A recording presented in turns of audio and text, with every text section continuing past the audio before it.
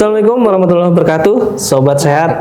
Ketemu lagi dengan kita di podcast Dinas Kesehatan Provinsi Kalimantan Selatan, edisi ke-16. Nah, pada saat ini kita sudah bersama-sama dengan Ibu Rusminiani, Kepala Seksi Promosi Kesehatan, Pemberdayaan Masyarakat, dan Kesehatan Jiwa. Apa judul untuk podcast kita pada hari ini? Yaitu tentang Hari Kesehatan Jiwa Sedunia, ya Bu ya? Iya. Oke.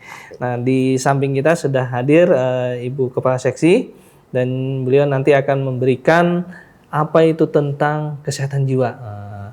Ini bukan tentang merek, apalagi sekarang banyak kopi yang menyangkut tentang jiwa. Oke. Selamat pagi Bu Rusmi Ani, ya SKM. Pagi Pak Kahfi. Pagi. Kalau kami biasanya nyebutnya Bu Ami. Ya. Jadi pada tanggal 10 Oktober ya, Bu Ami ya. Iya, Pak. Jadi ada tentang Hari Kesehatan Jiwa Sedunia nih. Temanya sehat jiwa bagi semua orang. Iya, Pak. Nah, kira-kira tentang tema itu apa sih, Bu? Kalau boleh tahu kami. Oh, iya. Sobat Sehat, kita ketahui bahwa tema kita mengangkat tema sehat jiwa bagi semua orang. Nah, di sini apa maknanya? Jadi makna di sini adalah sehat jiwa itu merupakan hak asasi semua manusia. Hak asasi Bu ya? Iya, hak asasi semua manusia. Dikatakan sehat jiwa artinya bukan sehat fisik Pak, Pak Kahfi, tapi sehat mental juga. Sehat mental juga ya. Jadi di dalam jiwa yang sehat terdapat mental yang kuat, gitu ya Bu ya? Iya, mensana in corpore sano. Mensana in corpore sano lain lagi Bu. Jadi ini istilahnya di dalam jiwa yang sehat terdapat mental yang kuat. Harusnya kayak gitu ya. Nah, tadi Ibu Ami sudah menceritakan apa itu kesehatan jiwa ya Bu. Jadi di mana kondisi seorang individu dan itu istilahnya mentalnya sudah kuat ya Bu ya. Ya kan? Jiwanya juga fisiknya kuat, mentalnya fisiknya sehat, mentalnya kuat. Nah, jadi yang jadi apa istilahnya Ibu ya? Kesehatan jiwa itu sendiri itu apa sih Bu? Jadinya, kalau misalnya kan fisiknya kuat nih, mentalnya kuat, fisiknya kuat, iya fisiknya kuat, mentalnya kuat juga. Nah, kesehatan jiwanya itu gimana Bu? Jadi begini Pak Kahfi. Dikatakan seseorang yang disebut dengan kesehatan jiwa di sini yaitu kondisi seseorang. Kondisi seseorang yang berkembang secara fisik maupun mentalnya, maupun spiritualnya, maupun sosialnya, sehingga individu tersebut mampu dan percaya diri untuk menyiapkan kemampuan pada dirinya. Kemampuan pada dirinya. Jadi istilahnya jiwanya yang sehat. Untuk mampu berdiri sendiri, menyadari kemampuan dirinya, melakukan kegiatannya, dan menyadari bahwa dia percaya diri, dia mampu istilahnya, untuk melaksanakan. Kalau kita garis bawah itu sadar, Bu. Iya. Jadi sadar. Jiwanya itu sehat, sadar apa yang harus dia lakukan gitu, Ibu ya. Oke. Nah, tadi tentang kesehatan jiwa tadi Bu Ami sudah menerangkan tadi tentang kesadaran, kemudian juga melihat kondisi diri sendiri ya Bu ya. Nah, di situ kira-kira ada nggak Bu gangguan istilahnya kalau tanda petik jiwa ya, yang bisa menyebabkan terjadinya kalau sudah ada gangguan kan berarti kesehatannya jiwanya terganggu Bu ya. Kira-kira apa Bu faktornya Bu? Faktor yang menyebabkan gangguan jiwa yaitu kita ada pengalaman ada stres berat Pak. Ada faktor-faktor yang mempengaruhi di sana. Ya? Ada pernah mengalami pengalaman stres atau trauma yang berat, mengalami pelecehan, kemudian mengalami pelecehan secara fisik maupun seksual, ada peristiwa traumatis. Yang menjadi pemicu dan berkontribusi dalam perkembangan gangguan jiwa seseorang. Oh gitu Bu ya. Jadi salah satunya tadi yang kalau misalnya adanya gangguan jiwa, ada trauma segala macam Bu ya. Jadi ada stres. Ada stres ya. Termasuk di yang lagi musim nih pembulian nih Bu ya. Pembulian. Iya. itu bisa menyebabkan gangguan jiwa juga, Bu. Kemudian ada tidak adanya dukungan dari keluarga terdekat. Oh, dukungan terutama ya. Iya. Misalkan akibat elektronik, bisa akibat handphone, dibiarkan anak bermain handphone lama di kamar, tidak oleh orang tuanya, tidak dilihat di kamar ngapain dengan handphone, melihat apa dengan handphone, tidak dicek itu. Jadi itu bisa mempengaruhi, Pak. Salah satu kontribusinya, Bu, ya. Iya. Makanya keluarga terdekat harus lebih banyak menjalin komunikasi dengan anak, dengan keluarga. Ya. Mungkin itu. Apalagi sekarang musimnya media sosial, kita baca dikit aja nih macam-macam nih beritanya. Wah, ini sudah menu-menuin kepala nih ya. Jadi memang kata Bu Ami itu betul sekali. Jadi yang pasti, yang terutama apa yang perlu kita ingatkan nih anak-anak kita ya sebagai generasi, mereka janganlah terlalu banyak istilahnya ya menggunakan handphone. Jadi sebagai orang tua, Pak Kahfi harus bisa mengatur jadwal kapan dia memegang handphone, kapan dia begitu. Betul sekali, Bu Ami. Jadi jangan terlalu lama lah kalaunya dalam menggunakan handphone, karena pengaruhnya sangat berimbas pada pelajarannya, pada yang dilihatnya sesuai tidak dengan umurnya. Mungkin itu, Pak. Oke, siap. Makasih, Bu Ami. Jadi salah satu juga nih Sobat Sehat nih yang punya anak-anak masih di usia dini, ya mungkin bisa diingatkan ya apa media-media terutama ya yang paling gampang lah smartphone, handphone yang dipegang ya, Bu ya. Oke, siap. Nah, bagaimana nih, Bu, caranya supaya kita kesehatan jiwa kita tuh tetap terjaga nih? Tadi kan ada stres segala macam nih, Bu. Bisa kita menghindari. Begini Pak Kahfi, mungkin karena ini juga kesehatan jiwa ini berada di bidang dan di seksi promosi kesehatan, maka kita melakukan gerakan yang namanya gerakan masyarakat hidup sehat. Oh, Mas, Bu ya. Gerakan masyarakat hidup sehat.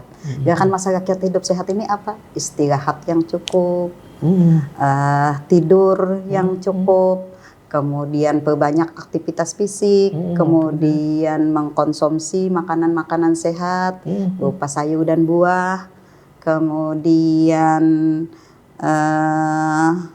memiliki jam tidur tadi yang cukup, kemudian mengelola stres dengan baik, kemudian menjaga konsentrasi. Nah, itu. Oke, jadi sudah ada nih Sobat Sehat di Germas ya. Jadi mungkin Sobat Sehat sudah mendengar nih Germas sudah beberapa tahun yang lalu, mungkin kita buka lagi deh.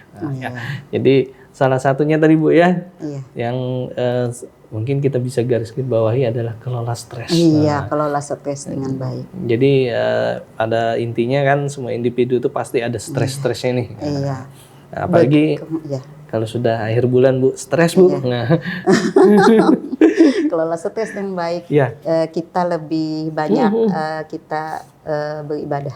Kalau kita yang umat Islam kan ibadah sholat mendekatkan diri pada Yang Maha Kuasa. Ya, betul sekali, Bu. Jadi peran religi juga sangat membantu dan mengelola stres, Bu ya.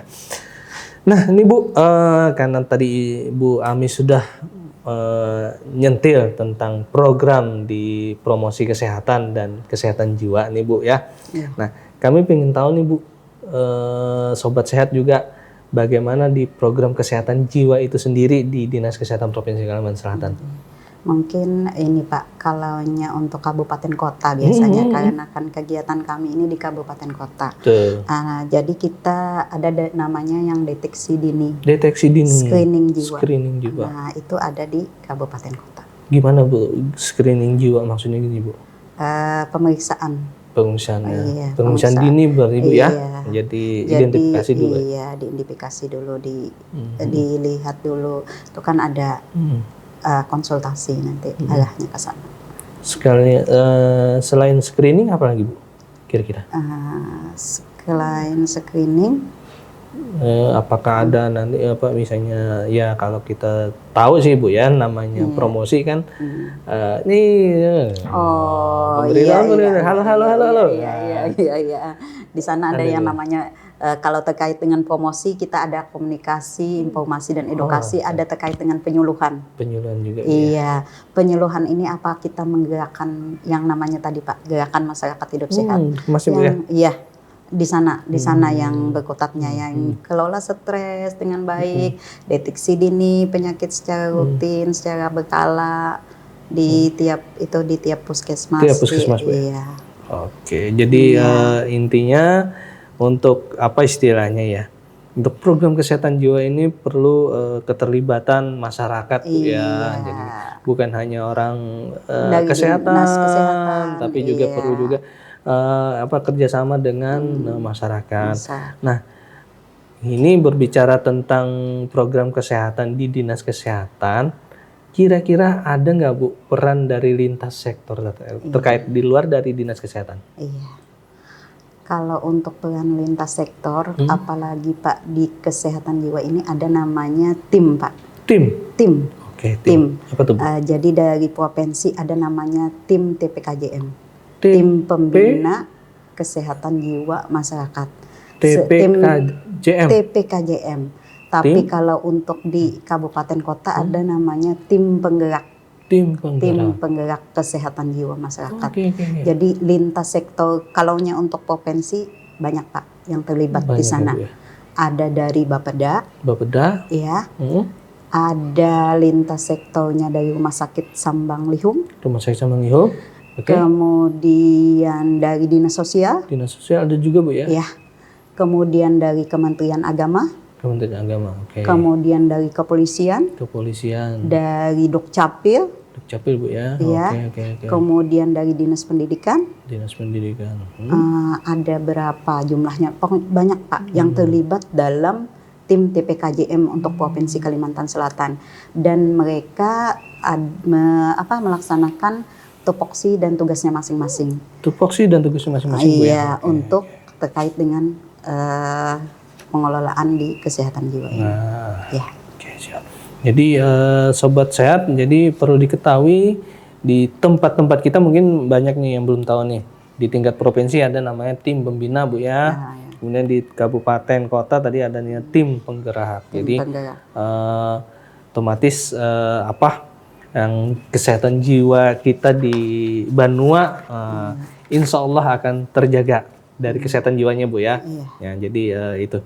Nah ini Bu karena kita sudah waktunya hampir habis Bu ya. Jadi mungkin ada closing statement Bu untuk Hari Kesehatan Jiwa Sedunia ini. Silakan Bu. Mungkin ada pesan-pesan yang pengen disampaikan ke sobat sehat.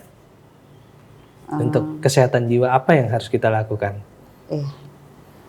Yang penting untuk kesehatan jiwa ini pola hidup yaitu dengan gerakan masyarakat hidup sehat. Iya, tidur yang cukup, kelola stres dengan baik, kemudian beraktivitas fisik, kemudian makan makanan yang sehat, yang sesuai dengan makan buah dan sayur, kemudian isi piringku. Iya. Jadi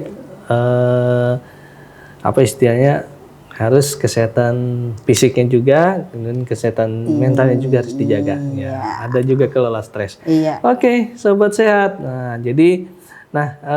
Itu tadi pesan dari Bu Ami, dari Kepala Seksi Promosi Kesehatan Pemberdayaan Masyarakat dan Kesehatan Jiwa Dinas Kesehatan Provinsi Kalimantan Selatan. Jangan lupa sobat sehat follow Instagram Dinkes Propkalsel dan subscribe YouTube Dinkes Propkalsel. Nah, jangan lupa juga ya. Sobat sehat, saksikan kami di podcast berikutnya di edisi yang akan datang. Terima kasih Bu Ami. Sama-sama Pak Hafiz. Semoga apa yang Ibu sampaikan dan kita sampaikan melalui podcast ini bisa bermanfaat bagi sobat sehat semua. Terima kasih. Wabillahi taufiq wal hidayah. Wassalamualaikum warahmatullahi wabarakatuh. Salam sehat.